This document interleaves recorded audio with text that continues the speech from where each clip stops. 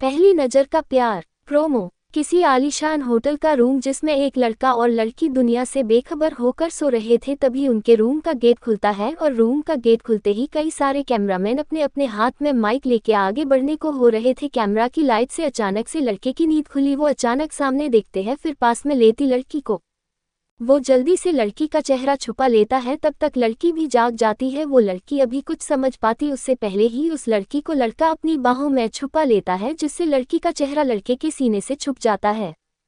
सारे मीडिया वाले आगे बढ़ने को हो रहे थे, वो बस लड़के के चेहरे का ही फोटो ले पा रहे थे। लड़की छुपी हुई थी। तभी अचानक से कई सारे लोग अंदर आते हैं और लड़का और लड़की दोनों को कवर करके मीडिया से दूसरी ओर ले जाते हैं। लकड़ा अपने कपड़े पहनकर मीडिया वालों के सामने आता है और लगभग आंखों कई ज्वाला किए वो क्रोध और गुस्से से चिल्ला कर बोला, हिम्मत कैसे हुई आप सबकी इस तरह अयान नंदा की पर्सनल लाइफ में घुसने की? किसने इजाजत दी? अयान बहुत ज्यादा गुस्से से अपनी भारी मर्दाना आवाज में बोला। सारे रिपोर्टर बोले, मिस्टर नंदा आप यहाँ चोरी छिपे अयाशी करो और बाहर सबको अपने आप को शरीफ दिखाओ। आपका दोहरा चेहरा ही तो दिखा रहे हैं हम दुनिया को। और फिर आपके इसी होटल से हमको फ़ोन आया था कि ट्रेंडिंग न्यूज मिलेगी 3047 रूम में, तो हम उसी फ़ोन कॉल पे यहाँ आए हैं। हमको जानना है वो लड़की कौन थी आपके बिस्तर पे, और क्या आप उससे शादी करने वाले हो, या फिर वो आपकी गर्लफ्रेंड है, या फिर वो आपकी वन नाइट स्टे गर्ल है। उस रिपोर्टर का इतना कहना था कि अयान पूरे गुस्से और जोश से चिल्लाकर इतनी तेज आवाज में बोला, बस एक वर्ड और नहीं, stop this nonsense, pouting smile with horns. Ayaan इतने तेज आवाज में बोला कि उसके आसपास खड़े लोग और सभी रिपोर्ट उसकी आवाज से डर कर एक कदम पीछे हो गए थे। Pouting fire. सारे रिपोर्टर पीछे हो गए थे। तभी सिद्धार्थ जो अयान का दोस्त था उसने आगे आकर सभी को वहां से जाने को कहा। सभी मीडियाकर्मी वहां से चले गए थे। रूम के अंदर खड़े सभी लोग अयान को देख रहे थे। दूसरी ओर एक लड़की एक कोने में खड़ी खड़ी रो रही थी। उसके आसपास 2-3 लड़कियां खड़ी थीं। अयान अंदर आया और पीछे पलटा। अयान ने सबसे पहले उस लड़की को देखा जो खड़ी खड़ी रो रही थी। उस लड़की को रोता देख अयान दर्द से तड़प उठा। रश्ट फेस फायर। वो लड़की रोते हुए अपने घर वालों से कहती है, हमारी बात का यकीन करो, हमें नहीं पता हम कैसे यहाँ आ गए और मिस्टर नंदा का हमको। वो लड़की इतना ही बोल पाती है कि एक उम्रदराज महिला बोली, चुप करो, तुमको शर्म नहीं आए अपनी ही बहन की ससुराल में ये सब करते हुए? अरे अभी यहाँ से बेटी विदा होनी है और तू यहाँ ऐसे कारनामे दिखर रही है, फायर। वो महिला अभी आगे भी कहती तभी वहाँ एक आवाज गूंजी, कोई कुछ कहे या पूछे उससे पहले मैं बताता हूँ, मैं अभी इसी वक्त इस लड़की से शादी करूँगा, फिर आप सबके सवालों का जवाब आप सबको मिला जाएगा। वो सबको बोलने के बाद अपनी बहन और माँ की तरफ विनती भरी नज़र से देखकर बोला, अभी 1 घंटे में ऐसी सबको हम लोग मंडप में फेरे लेते दिखेंगे। 7 फेरों के साथ मंगलसूत्र और सिंदूर के साथ अयान ने अपना वादा पूरा किया और उस लड़की के घर वाले उसे वही रोता हुआ छोड़ गए थे। आज सबकी नज़रों में इस लड़की के लिए सिर्फ और सिर्फ नफरत ही थी। सब लोगों के जाने के बाद वो लड़की अपने रूम में आकर बैठी थी। शाम का समय था, उसे समझ नहीं आ रहा था ये अचानक से उसके साथ क्या हो गया। कल शाम तक वो कितनी खुश थी, कितनी उछल कूद के साथ इस घर में शादी एंजॉय करने आई थी, और ये अचानक से सब बदल गया। कल तक जो सबकी लड़की थी आज उससे सब नफरत करके जा चुके थे। वो लड़की कमरे की बालकनी में लगे झूले पे बैठी बैठी सब सोच रही थी। सोचते सोचते कब उसे नींद आ गई पता ही न चला। नींद आते ही उसे याद आने लगा अपना पहला दिन, नंदा हाउस घर। एक लड़की अभी दरवाजे पे बैठी रंगोली बना रही थी। लड़की की उम्र यही कोई 19 साल होगी। वो अपने घने काले लंबे बालों को खुला छोड़कर पूरा ध्यान रंगोली पे दे रही थी। वो अपनी रंगोली में मग्न थी। बाहर की तरफ से एक 5 साल का बच्चा हाथ में बैग बाल लिए भागता हुआ आता है और इस रंगोली को बिगड़ता हुआ अंदर चला जाता है। लड़की जो रंगोली बना रही थी वो गुस्से में जोर से चिल्ला कर बोली, अंश के बच्चे क्या किया तूने, रुक, तू अभी बताते हैं हम तुमको। लड़की उस छोटे बच्चे के पीछे भागती है और वो छोटा बच्चा पूरे घर में उसे अपने पीछे पीछे घुमाता है। वो दोनों भागकर वापस गेट के पास आ गए। वो लड़की उस बच्चे को मारने वाली होती है, तभी वो बच्चा थाली में रखा सारा रंगोली कलर लड़की के ऊपर फेंक देता है, जिससे लड़की का मुंह और बाल सब रंग बिरंगे हो जाते हैं। अब तो लड़की और भी ज्यादा गुस्से में आ जाती है। वो पास में रखी छड़ी को उठाती और बच्चे को मारने के लिए, तो बच्चा बदले में उसे बेत से मारने की कोशिश करता है। दोनों ही एक दूजे को मरने को कोशिश करता है और फिर से वो बच्चा गेट की तरफ भाग जाता है। लड़की भी उसी के पीछे भागती है बिना ये देखे सामने कौन सा रहा है। लड़की भाग कर जाती है, सामने से आ रहे अयान से टकरा कर गिरने वाली होती है। तभी अयान उसका हाथ पकड़ कर गिरने से रोक लेता है। हाथ पकड़ने से अरायना एक पल को रुकती है। अयान के पकड़ते ही उसे एक अजीब सी बेचैनी सी फील हुई, कुछ जाना पहचाना सा एहसास और जानी पहचानी सी खुशबू आ रही थी। वो एकटक अयान को देख रही थी और अयान उसे। बेशक अरायना पे रंग गिर गया था, फिर भी उसका चेहरा क्लियर दिख रहा था। अयान उसके सुंदर से सलोने से गोरे मुखड़े को देखने लगा और देखते देखते अयान को ऐसा फील हुआ जैसे वो कब से इसी लम्हे का इंतजार कर रहा था। अरायना का टच अयान को आसपास की चीजों से दूर करके एक अलग ही दुनिया में ले गया। वो सब कुछ भूलकर बस अरायना को देखे जा रहा था। दोनों एक दूजे को देखे जा रहे थे। अंशु मौका देख फिर से शरारत करता है। वो पास में पेड़ों में पानी दे रहे माली से पानी का पाइप छुड़ा लेता है और पानी की फुहारी अरायना पे कर दी। पानी गिरते ही दोनों सम्मोहन से बाहर निकले, साथ ही पानी गिरने से अरायना का चेहरा धुल चुका था। अरायना का अब दूध मलाई जैसा गोरा चेहरा अब बिल्कुल साफ हो गया था। अयान ने उसे देखा और देखता ही रह गया। दूध जैसा गोरा रंग, सूरज के तेज जैसी चमक आंखों में और चेहरे पे, चमकीली नीली आंखों वाली चरचरी काया, कोई एक बार देख ले तो देखता ही रह जाए। उस पर सबसे ऊपर अनंत मासूमियत और चंचलता, ऐसी ईश्वर की फुर्सत में बनाए मूरत को देखे बिना कोई कैसे रह सकता है। अयान अपने विचारों में मग्न था, तभी अरायना अयान का हाथ झटके में छोड़कर फिर से अंशु को मारने को होती है। वो फिर से छड़ी उठाती, उससे पहले ही अंशु उसके बाल खींचकर अयान के पास भागकर उसकी गोद में सा गया और हद मासूमियत से बोला, बड़ी सेव मी, ये नीली आंखों वाली मुझे मारेगी। अयान ने अंशु को देखा और भौहें चढ़ाकर उसको और देखकर बोला, कोई नहीं मरेगा मेरे बड़ी को। पर अयान मन ही मन अंशु की शैतानी पे मुस्कुरा रहा था। अयान ने साफ देखा कौन शैतानी कर रहा था, फिर भी मासूम और शैतान अंशु ने बेचारी अरायना को ही नीली आंखों वाली नीलपरी बोल दिया। अरायना अयान से बोली, देखिए आप इसकी बातों में मत आइए, ये बहुत चालाक है, ये आपको अपनी बातों में फंसा कर दूसरे को गलत कह देता है। अभी इसने हमारी सारी रंगोली बिगड़ दी और देखो सारा दोष कैसे हमारे ही सिर डाल दिया। अरायना ने बेहद सलीनता और चंचलता से कहा। अयान ने एक नज़र उसको देखा और फिर अंशु को कुछ कहता, तब तक अंशु खुद ही अयान की गोद से दूर होकर फिर से अरायना के बाल खींचकर बोल, मेरी शिकायत कर रही हो ना, तो लो और मेरी फाइट जारी है। इतना कहके वो वहां से भागने लगा। अरायना भी पीछे से भागकर उसको पकड़ लेती है और उसके गाल खींचकर बोली, अब करो शैतानी। अंशु बोला, नीली आंखों वाली परी मौसी, चीख तो किसी के लिए होते हैं, मारने के लिए नहीं। Tears of Joy. अरायना उसकी ओर मुंह बनाकर बोली, अच्छा, और पैर शैतानी करने के लिए है ना।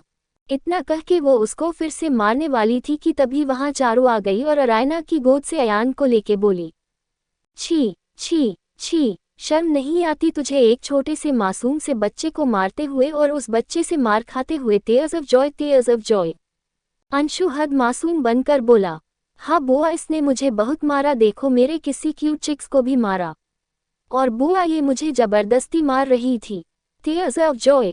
चारू ने पूछा, अच्छा अंशु, माय क्यूट बेबी, आप बताओगे ये नीली आंखों वाली नील परी आपको क्यों मार रही थी। अंशु बेहद मासूम बनकर बोला, वो इसलिए बुआ क्योंकि ये नील परी मुझे जबरदस्ती किसी करना चाह रही थी और मेरा अभी मन नहीं था, तो इसलिए ये मुझे मार रही थी।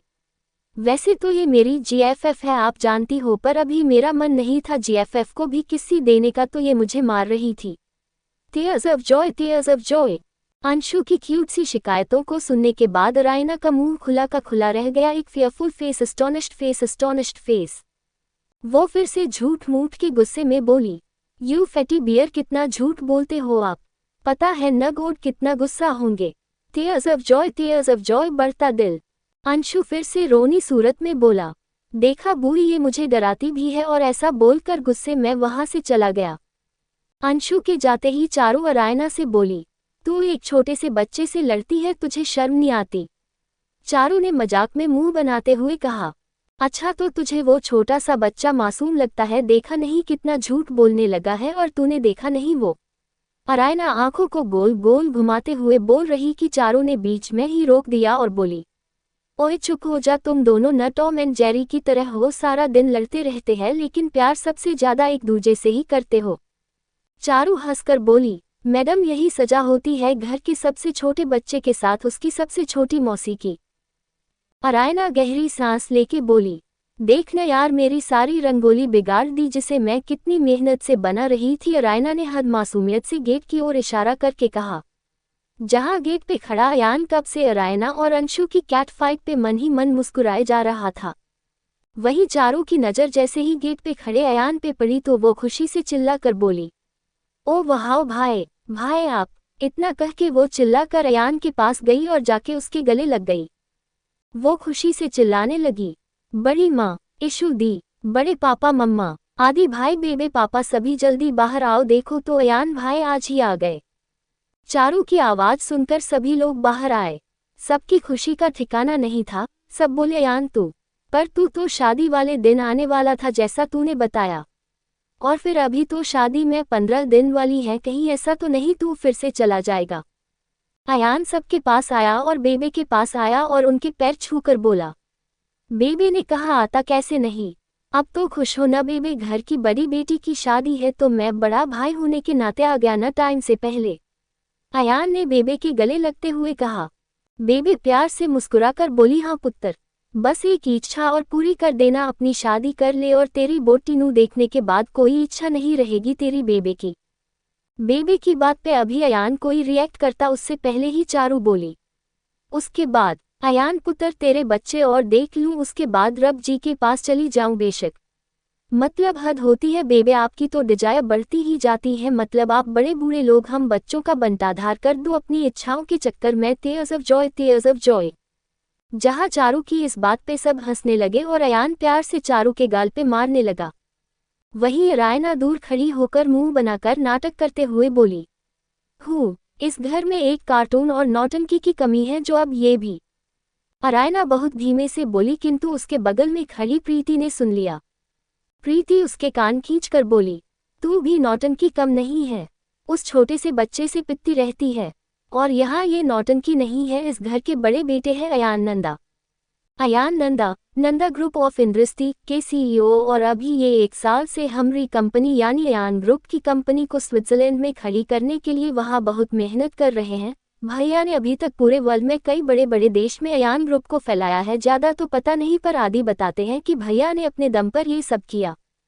भैया ने अपने 2 दोस्त और है उनके साथ मिलकर बहुत मेहनत की, पर हार्ड वर्क का सारा श्रेय अयान भैया को जाता है। उन्होंने बिजनेस और करियर के पीछे सब छोड़ दिया, शादी से भी मना कर दिया। इसलिए तो मेरी और आदि की शादी पहले हुई और अब ईशा दी की शादी हो रही है, क्योंकि भैया शादी के लिए साफ मना करते हैं। जब भी कहो तो एक ही बात बोलते हैं, एक बार नंदा ग्रुप को ऑल वर्ल्ड में फैला दूं, उसके बाद सोचूंगा।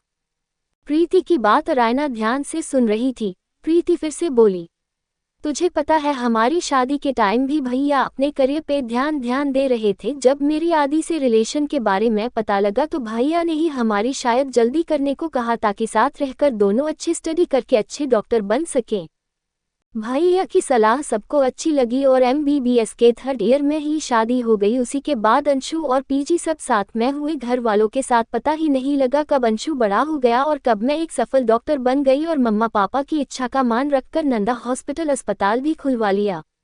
अब उसकी मेहनत का जिम्मा मेरे और आदि के सिर। पता है तुझे आरू, अंशु के बर्थ के टाइम फर्स्ट टाइम भैया इंडिया आए थे, उससे पहले भैया USA में हमारी कंपनी पे हार्ड वर्क कर रहे थे। अंशु को देखते ही बोले, ये मेरा बडी है और मैं इसके लिए सारी दुनिया लूटा दंगा, इसको कोई कुछ नहीं कहेगा, सबका काम है इसका ध्यान रखा और खुश रखना। और पता है जाने के बाद भी दिन में 2 या 3 बार अंशु से वीडियो कॉल करते थे। भैया के लाड का ही नतीजा है, अंशु इतना शैतान और मस्तीखोर है। भैया अंशु वो वही अपने पास बुला लेते, हम लोग सब वहाँ भैया से मिलने जाते। अब आए हैं क्योंकि इशू दी और बेबे जिद करके बैठ गए कि शादी में जल्दी नहीं आए तो इशू कभी बात नहीं करेगी, और भी कई तरह से भैया को ब्लैकमेल किया। अरायना जो बहुत देर से चुप थी वो मुंह बनाकर बोली, तू तेरी और तेरे भैया की ऑटोबायोग्राफी सुनाना बंद करेगी, वरना हम अभी बुआ को फोन करके बोल देंगे कि हमको नहीं रहना आपकी बेटी के ससुराल। ये अपने ससुराल की गुणगान करके हमरा सिर दर्द करती रहती है। Tears of joy. प्रीति उसकी बात पे झूठ मूठ का गुस्सा करके बोली, चुप कर बकलोल, तू मम्मी को फोन करके मेरे कान मत खींचवा, नहीं तो मैं भी मामाजी को फोन करके बोलती ही कि ये हॉस्टल जाने की कह रही है, फालतू हॉस्टल में कोई है भी नहीं, तभी अभी छुट्टी पूरे 20 दिन की है फिर भी भाग रही है। और फिर चारू से कहलवा दूंगी कि तुम लोगों की कॉलेज अभी भी बंद है तो ये वहाँ करेगी क्या। अरायना प्रीति की बात पे मुंह फूला कर बोली, तू है ना, हमको धमकी मत दे, हम बस बाबा के कहने पे रुके हैं, वो भी क्यों, ताकि हम आपकी शादी की तैयारियों में हेल्प कर सके। बाबा ने भले कहा हो, लेकिन याद रखना बहू तू है इस घर की, हम नहीं तो हम कभी भी जा सकते हैं। वैसे भी तेरा वो फैटी बियर तो मुझे हमेशा भगाने की रहता है। अभी 5 दिन हुए हैं हमें आए हुए और देखा नहीं तूने कैसे रुलाता है मुझे। Tears of joy, tears of joy. Preeti उसकी बात पे हल्के से हंस दी और धीरे से बोली, मैडम जी उसको इतनी शैतानी करना सिखाया किसने। भूल गई जब भी घर जाती मैं अंशु को लेके तो तू पहुंच जाती घर, चाहे कितनी भी बिजी हो फिर भी अंशु और मुझसे मिलने की खुशी में सब भूल कर मेरे पास आती। और फिर बचपन में ही तू उसको उल्टी सीधी शैतानी करना सिखाती। याद कर उसे लड़ना किसने सिखाया, याद कर उसे नौटंकी किसने सिखाई, और सबसे जरूरी उसको तूने 4 साल की उम्र में पेड़ पे चढ़ना सिखा दिया। और वो शैतानी करके इनोसेंट बनना किसने सिखाया, और वो क्या था उसको सारे घर वालों पे रोब झाड़ना किसने सिखाया। तू तो सिखा देती वहाँ, पता है यहाँ वापस आकर मुझे कितनी परेशानी होती इसकी शैतानियों से। और सबसे बड़ी बात, अयान भैया आते ही डांटते हुए कहते क्या सीख कर आए हो।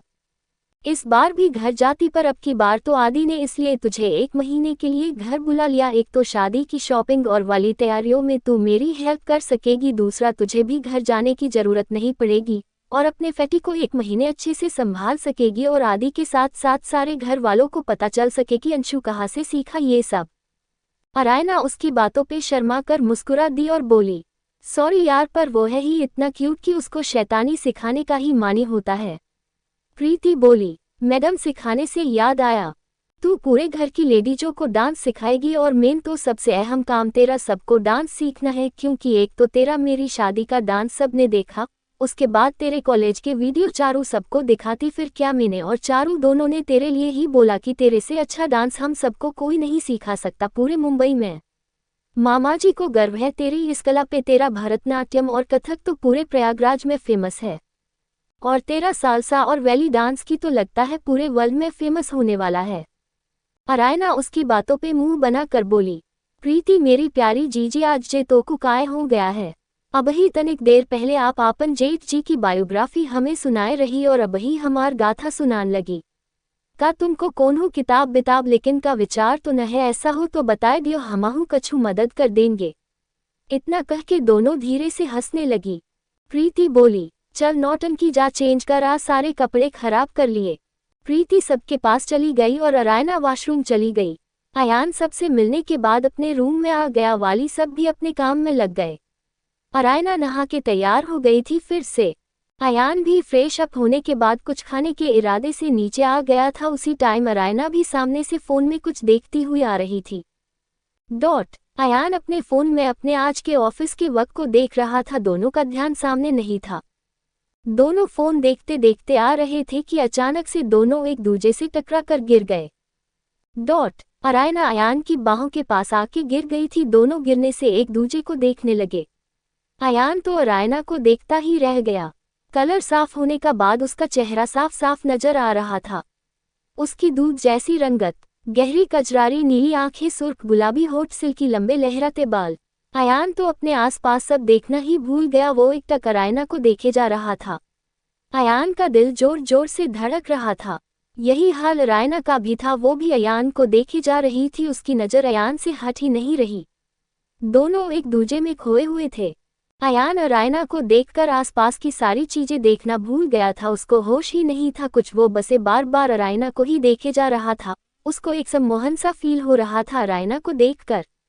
होश उनको अंशु की आवाज से आया जब अंशु बोला, ओ ये नीली परी, तुम ये गिरी क्यों पड़ी हो? मैं तुमको पूरे घर में ढूंढ कर आया हूँ। अयान अरायना दोनों ने एक दूजे को देखा और हड़बड़ा कर बैठे हो गए। दूसरी ओर बेबे जो अपने कमरे से बाहर आ रही थी, उनकी नज़र गिरे हुए अयान अरायना पे पड़ी तो बेबे की भौहें तन गईं। वो धीरे धीरे बुदबुदाते हुए बोली, ये अयान ही है या कोई और? अयान अब तक चिल्लाया क्यों नहीं? अगर इस कुड़ी की जगह कोई और कुड़ी होती तो वो अब तक तो उस कुड़ी को बहुत सुना चुके होते, लेकिन आज चुप क्यों है? अरायना थोड़ा नॉर्मल होकर अंशु से बोली, तुम फैटी, तुम्हारी वजह से हम गिर गई, तुमसे मिलने की जल्दी जो थी स्मर्क। अरायना थोड़ा धौंस जमा कर बोली। अंशु ने पीछे देखा तो अयान भी भौहें उचका कर खड़ा थे। अंशु बोला, अरे मेरे बड़ी और मेरे आप दोनों, चलो मैं आप दोनों की फ्रेंडशिप करवा देता हूँ। नीली आंखों वाली नील परी ये है मेरे बड़ी, मेरे बेस्ट फ्रेंड मेरे बड़ी। और बड़ी ये है मेरी GFF मेरी नील परी। और मम्मा बोलती है कि मैं इसको नीली आंखों वाली नील परी के साथ साथ मौसी भी बोलूं, तो ये मेरी नील परी मौसी है। अंशु ने दोनों को एक दूजे के बारे में बताकर दोनों का इंटर करवाया और एक दूजे का हाथ मिलवाया। अयान अरायना दोनों को ही एक दूजे के हाथ मिलाते ही सुखद अनुभूति हुई। अयान तो एक बार फिर से अरायना के सम्मोहन में खो गया था। अयान के दिमाग में अरायना किसी फोटो की तरह छप गई थी।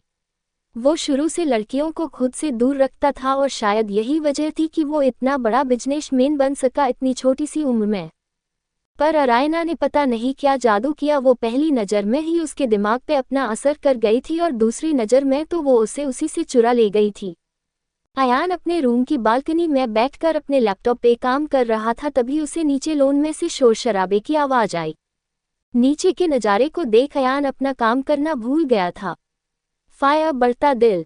अरायना सबके साथ डांस की प्रैक्टिस कर रही थी। पहले वो खुद डांस करके दिखा रही थी, इसलिए अभी वो अकेली डांस कर रही थी। वो हवा की तरह फुर्ती से मूव कर रही थी, उसके लटके झटके उसकी लचक अयान को अपनी ओर खींच रही थी।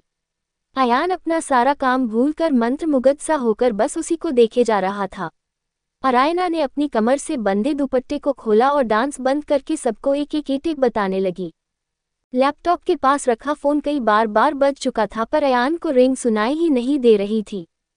अरायना सबके साथ मस्ती कर रही थी, चारों के साथ टंगी खिंचाई, प्रीति और ईशा के साथ मुंह बनाकर किसी बात पे खिलखिला कर हंसना। वहां के माहौल में अयान खो सा गया। तभी अरायना को फील हुआ जैसे कोई उसे देख रहा हो। उसने अपने आसपास देखा, फिर हल्की नज़र उठाकर सामने छत की ओर देखा। अयान को देखते ही अरायना का दिल जोर जोर से धड़कने लगा, उसकी सांसें बेकाबू होने लगी। उसे समझ नहीं आया ये उसके साथ अचानक से क्या होने लगा।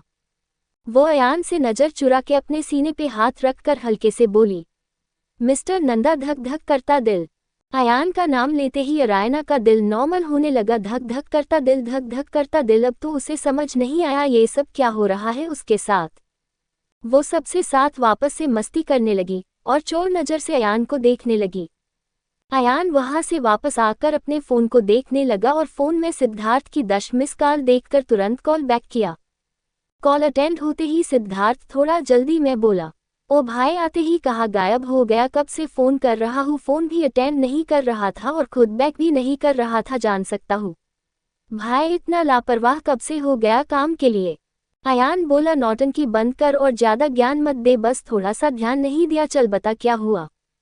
वो स्विट्ज़रलैंड से सायमन का फ़ोन था, कुछ कॉन्ट्रैक्ट पेपर भेजे हैं, नई डील के बारे ज़रा चेक करके मुझे सेंड कर, ये एजेंट है और सायमन से बात कर लेना। Okay, I will check all paper, Ayaan ने नॉर्मल वे में कहा और फ़ोन रख दिया। इधर ईशा की शादी में अब गिनती के दिन बचे थे, तो वो अपनी सारी शॉपिंग पूरी कर चुकी थी, लेकिन किसी ज्वेलरी थी जो उसे एक बार चेक करने जाना था। सभी लोग बिजी थे, उसकी समझ में नहीं आया कि वो क्या करें। उसे सीढ़ियों से अयान आता दिखा, वो उसके पास गई और बोली, भाई सबने मेरी शादी की शॉपिंग में हेल्प की, अब आपने ही कोई हेल्प नहीं की, तो आप मुझे आज ज्वेलर्स के पास ले चलो, कुछ आपकी पसंद से ले लूंगी। अयान ईशा की बात को सिरे से इग्नोर करके बोला, मुझे बाहर काम है, किसी और को बोलो। इतना कह के वो 2 कदम ही चला था कि उसके कानों में आवाज आई, ये सुन न अरायना, कैसे जाए, सारी गाड़ियां आज बाहर हैं, कोई ले जाने वाला भी नहीं है, और तुझे भी तो तेरा लहंगा फिटिंग देखनी है, क्या करें। अरायना सोचकर फिर बोली, ऐसा करते हैं, इधर से केब से चलते हैं, उधर किसी को बुला लेंगे, वैसे भी मेरे लहंगे वाली जगह पे काफी टाइम लगेगा। ईशा मुंह बनाकर बोली, चल। इतना कह के उन दोनों ने अपना अपना बैग उठाया ही था कि अयान की आवाज आई, चुपचाप से गाड़ी में आओ। अयान के इतना कहते ही ईशु खुशी से बोली, थैंक्स भाई। अयान ने उसकी बात को इग्नोर किया और पीछे आ रही अरायना को देखकर बोला, ज्यादा टाइम मत लगाना, मैं साथ ही चल रहा हूँ, वहां से सके फिर मैं अपने काम से जाऊंगा। अयान की बात पे ईशु ने गर्दन हिला दी और दोनों गाड़ी में बैठ गई। अरायना और ईशु दोनों पीछे थी। अयान गाड़ी चलाते चलाते भी मिड मिरर से उसको देख रहा था। वो पीछे बैठी बैठी ईशू से कुछ मास्टर कर रही थी। ईशू उसे चुप करने का इशारा कर रही थी। अयान दोनों को इस तरह बातें करते देख मन मन मुस्कुरा देता। दोनों बातें करते करते पहले अरायना के लहंगे को देखने के लिए उसकी शॉप पे गई। अयान वैसे तो कभी लेडीजों के साथ नहीं होता था, पर आज अरायना के मोह में वो किंचा चला गया। अरायना और ईशा ने अरायना का लहंगा चेक करने की बोली। एक लड़की लाकर अरायना को उसका लहंगा लेकर दी और बोली, एक बार और देख लो आप, फिर फिटिंग चेंज नहीं होगी। अरायना लहंगा लेके वॉशरूम में चली गई। लहंगा पूरे सेट के साथ पहनकर वो बाहर आई तो अयान के साथ साथ ईशा भी देखती रह गई। अरायना लहंगे में बहुत प्यारी लग रही थी। अयान भावनाओं में बह के बोल गया, वाओ, कोई इतना खूबसूरत कैसे हो सकता है, चमकता दिल फायर फायर। अयान ने धीरे से कहा। फिर भी ईशा ने कहा, है ना भाई, मैं भी यही सोच रही। अयान बोला, हाँ। दोनों भाई बहन को होश ही नहीं था दोनों क्या बोले। तभी अरायना बोली, ओ ये बताना कैसी लगी मेरी फिटिंग। अयान बिना आगे पीछे देखे जल्दी में बोल गया, परफेक्ट। अयान के इतना बोलते ही ईशा और अरायना दोनों उसको देखने लगी। अयान खुद की गलती समझकर झेपते हुए बोला, जल्दी आओ, अब फिटिंग परफेक्ट है, जाके आगे भी जाना है। और बिना पीछे मुड़े वहां से चला गया।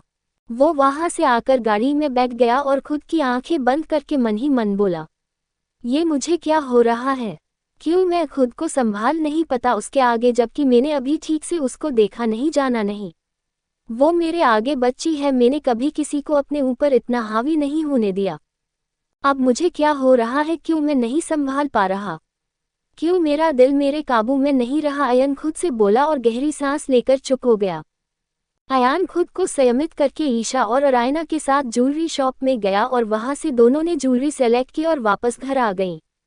अयान गाड़ी पार्क करने चला गया और ईशा और अरायना दोनों सीधे लोन में बैठी बेबे नीलिमा जी और राधिका के पास चली गई। दोनों वहां और भी सभी के पास चली गई थी। अयान गाड़ी पार्क करके लोन की साइड से गुजर रहा था कि उसका दिल जोर जोर से धड़कने लगा। ऐसा ही हाल अरायना का होता अयान की करीबी से। बढ़ता दिल।